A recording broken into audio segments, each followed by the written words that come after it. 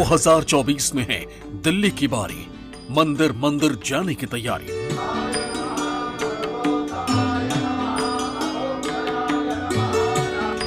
हिंदू और हिंदुत्व का मुद्दा बढ़ा, राम बलराम पर एजेंडा खड़ा।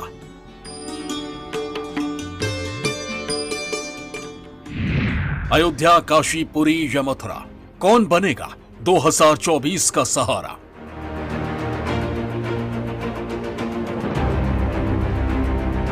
कहते हैं सृष्टि के कण कण में भगवान है, लेकिन जब बात सियासत और वोट बैंक की आती है तो भगवान का भी बंटवारा हो जाता है।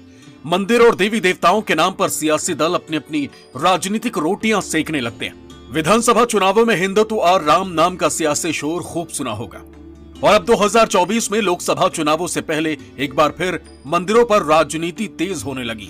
अयोध्या राम मंदिर से पहले उड़ीसा और नवीन पटनायक सरकार ने पुरी में श्री मंदिर प्रोजेक्ट पूरा कर लिया। अब राम मंदिर के प्राण प्रतिष्ठा से 7 दिन पहले पुरी में भव्य कार्यक्रम का आयोजन हो रहा है। नवीन पटनायक सरकार ने श्री मंदिर प्रोजेक्ट के तहत बने मंदिर कॉरिडोर के उद्घाटन को देशव्यापी सुर्खियां बनाने की भी पूरी तैयारी की है। आपको बता दें कि 15 से 17 जनवरी के बीच जगन्नाथ मंदिर कॉरिडोर का उद्घाटन कार्यक्रम है।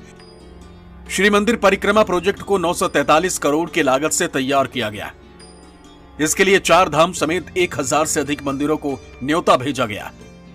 दुनिया भर के प्रमुख हिंदू मंदिरों और नेपाल के राजा को भी निमंत्रण भेजा गया। कॉरिडोर में 7 मीटर का हरा बफर जोन और 10 मीटर का पैदल क्षेत्र है। कॉरिडोर के साथ एक बार में 6000 भक्तों के लिए खड़े होने की जगह होगी। इसके अलावा लगभग 4000 परिवारों के सामान रखने के लिए अलमारी होगी। इसके अलावा जगन्नाथ कॉरिडोर में पीने की पानी की व्यवस्था, आराम के लिए आश्रय मंडप, हाईटेक कार पार्किंग, पुलिस और फायर ब्रिगेड के साथ इमरजेंसी के लिए गाड़ियों की सुविधा भी तैयार रखी जाएगी। श्री मंदिर परिक्रमा प्रोजेक्ट के उद्घाटन के लिए देश के करीब 857 मंदिरों को आमंत्रित करने की तैयारी है, जबकि वैष्णो देवी, कामाख्या मंदिर और शिरडी साईं मंदिरों सहित 180 प्रमुख भारतीय मंदिरों को भी 15 जनवरी से शुरू होने वाले 3 दिवसीय उद्घाटन समारोह के लिए आमंत्रित किया जाएगा। सरकार की तरफ से तैयार अतिथि सूची में वीआईपी, कॉर्पोरेट दिग्गज और कई मशहूर हस्तियों को शामिल किया गया। 15 से 17 जनवरी तक चलने वाले उद्घाटन कार्यक्रम में मंदिर के चारों तरफ वेद पाठ किया जाएगा। पूर्वी द्वार के लिए ऋग्वेद, दक्षिणी के लिए यजुर्वेद, पश्चिमी के लिए सामवेद और उत्तरी के लिए अथर्ववेद को अंतिम रूप दिया गया है। मुख्य मंदिर और मौसीमा मंदिर को जोड़ने वाली 3 किलोमीटर लंबे मार्ग के किनारे दीवारों पर कलाकृतियां अंकित की गई, जिसमें देश की सभी प्रमुख इमारतों को दर्शाया गया है। जगन्नाथ श्री मंदिर कॉरिडोर प्रोजेक्ट के लिए भूमि अधिग्रहण नवंबर 2019 में शुरू हुआ था, जिसमें मंदिर के आसपास रहने वाले 600 से ज्यादा लोगों ने प्रोजेक्ट के लिए 15.64 एकड़ जमीन दी। मुख्यमंत्री नवीन पटनायक ने नवंबर 2021 में परियोजना की आधारशिला रखी थी। करीब 943 करोड़ की लागत से तैयार इस भव्य और विशाल परियोजना को चुनावी नजरिए से भी बेहद अहम माना जा रहा, क्योंकि अगले साल एक तरफ जहां लोकसभा के चुनाव होने हैं तो वहीं उड़ीसा में भी अगले ही साल विधानसभा चुनाव होने हैं। एक हिंदुत्व का माहौल देश में 2024 के इलेक्शन से पहले बनाया जा रहा है। उसी माहौल में उड़ीसा के मुख्यमंत्री नवीन पटनायक अगर जगन्नाथ कॉरिडोर की बात करते हैं तो वो भी कहीं ना कहीं अपने प्रदेश में हिंदुत्व की बात करते हैं, और उनको मालूम है कि इस माहौल में जब तक कि हिंदुत्व की बात नहीं की जाएगी तब तक वोट मिलना मुश्किल होगा। और रही बात नीतीश कुमार की, तो नीतीश कुमार अगर इस तरह से बात करते हैं, लेकिन दोषारोपण अगर बीजेपी पे करें तो लेकिन उनको भी इस बात की महसूस करते हैं कि अगर जब तक कि हिंदुत्व की बात नहीं की जाएगी तब तक बात बनेगी नहीं। भारतीय जनता पार्टी की तरफ से बीते कई लोकसभा चुनावों में राम मंदिर निर्माण को अपने घोषणा पत्र में जगह दी गई। बाबरी मस्जिद के साथ सालों से चली आ रही लड़ाई सुप्रीम कोर्ट का फैसला आते ही खत्म हो गई। सरकार ने भी बिना देरी किए इसका निर्माण कार्य शुरू कर दिया। प्रधानमंत्री नरेंद्र मोदी ने इसका शिलान्यास किया। बीजेपी के हिंदुत्व की राजनीति में राम मंदिर काफी फिट बैठती। यही वजह है कि योगी आदित्यनाथ की सरकार ने भी इसके लिए सरकार का खजाना खोल दिया। अयोध्या को नए सिरे से संवारा जा रहा है और बीजेपी ने भी राम मंदिर मुद्दे को लोकसभा चुनाव में भुनाने की तैयारी कर ली है। 22 जनवरी को रामलला मंदिर में विराजेंगे। इस प्राण प्रतिष्ठा समारोह में प्रधानमंत्री नरेंद्र मोदी शामिल होंगे। एन चुनाव से पहले होने वाले इस आयोजन के आध्यात्मिक के साथ ही खास सियासी मायने भी हैं। जानकारों का मानना है कि 2024 लोकसभा चुनाव में आरएसएस और बीजेपी राम मंदिर को संकल्प सिद्धि के बड़े प्रतीक के रूप में पेश करेंगे। खास बात यह है कि चुनावों के दौरान मंदिर निर्माण की गूंज यूपी से भी कहीं ज्यादा देश के दूसरे राज्यों में सुनाई देगी। मंदिर के प्राण प्रतिष्ठा कार्यक्रम को भव्य बनाने का मोर्चा संघ ने संभाल लिया है। इस काम में मुख्य रूप से विश्व हिंदू परिषद को लगाया गया है। हालांकि बीते 1 साल से अधिक समय से संघ प्रमुख मोहन भागवत यूपी सहित देश के तमाम हिस्सों में मठ मंदिरों में जा रहे हैं। संत महंतों से मिलकर इस मुद्दे पर चर्चा भी करते रहे। विधानसभा चुनावों के मंचों से भी प्रधानमंत्री मोदी ने अयोध्या राम मंदिर का बड़ी बखूबी से जिक्र किया और हिंदी बेल्ट के राज्यों में इसका व्यापक असर भी देखने को मिला। आजकल मैं जहां भी जाता हूं वहां अयोध्या में बन रहे प्रभु राम के भव्य मंदिर की चर्चा चलती है। पूरे देश में खुशी की लहर है। सौभाग्य से भरे इस पावन कालखंड में मेरे मन में एक बात बार बार आती है, राम काज किने बिनु मोहि कहां विश्राम। आज हमें सौभाग्य मिला है कि हम भगवान राम का भव्यतम मंदिर बनता देख पा रहे हैं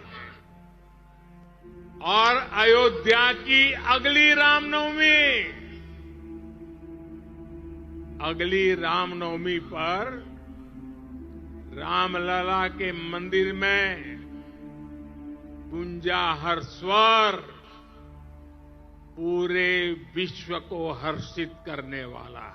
चुनावों के दौर में योगी सरकार ने अयोध्या में भव्य दीपोत्सव का आयोजन करके बता दिया था कि इस बार अयोध्या से ही लोकसभा चुनाव का रास्ता तय होगा। रामलला के प्राण प्रतिष्ठा के जरिए भारतीय जनता पार्टी भी अपनी राजनीतिक ताकत का एहसास करवाना चाहती और यही वजह है कि विपक्ष भी राम नाम के इस पाश से डरा डरा सा नजर आ रहा। देखिए, ये तो ऐसे ही राम मंदिर की बात कर रहे हैं जैसे ये भारतीय जनता पार्टी का मंदिर हो। राम मंदिर हमारे देश का मंदिर है, हमारे सनातन धर्म का एक बहुत बड़ा चिन्ह है। तो ये किसी पार्टी का क्या है राम मंदिर? निमंत्रण सिर्फ एक ही पार्टी को जा रहा है क्या? कौन कौन पहुंचता कौन नहीं पहुंचता उस पर मैं कोई टिप्पणी नहीं कर सकता हूं, लेकिन भगवान सिर्फ एक पार्टी तक सीमित रह गए हैं क्या? निमंत्रण देने हैं और उसमें अगर उत्साह और उल्लास सबका देखना है तो सभी को होना चाहिए, सभी को निमंत्रित करना चाहिए। अब उनको अपनी परिस्थितियों को देखते हुए क्या करना है वो निर्णय लेंगे, लेकिन आप इसको एक पार्टी का प्रोग्राम बना रहे हैं। क्या ये पार्टी का प्रोग्राम है और एक ही व्यक्ति विशेष का ही प्रोग्राम है? तो ये मेरी तो समझ में नहीं आता। भगवान तो सबके हैं ना। मोदी जी को आमंत्रण देने की जरूरत ही नहीं है ना, मोदी जी खुद ही जाएंगे। मोदी प्रधानमंत्री है, वो जाएंगे ही। इतना बड़ा इवेंट कौन छोड़ेगा भाई? राम मंदिर तो होना ही था, हो रहा है। हजारों कर सेवक उसमें शहीद हुए हैं। उस वक्त सभी हिंदुत्ववादी संगठन और पार्टियां शामिल थी। शिवसेना थी, बजरंग दल थी, विश्व हिंदू परिषद थी। रथ यात्रा भी निकाल ली थी आडवाणी साहब ने। तो ये सबका परिणाम है कि राम मंदिर बन रहा है।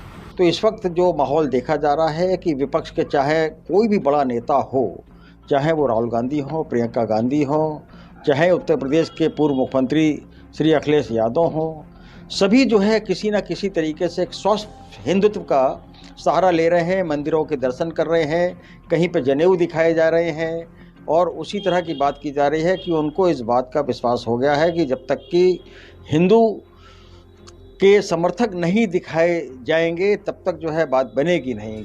राम मंदिर के नाम पर भले ही विपक्ष बीजेपी और मोदी सरकार पर अपनी खींच निकाल रही हो, लेकिन सच्चाई ये भी है कि हिंदुत्व और मंदिर के नाम पर विपक्ष भी अपनी सियासी पारी खेलने में पीछे नहीं। एक तरफ जहां अयोध्या में भव्य विशाल राम मंदिर चर्चा का विषय है, तो वहीं बिहार में माता सीता को लेकर नीतीश कुमार ने अपनी अलग तैयारी शुरू कर दी।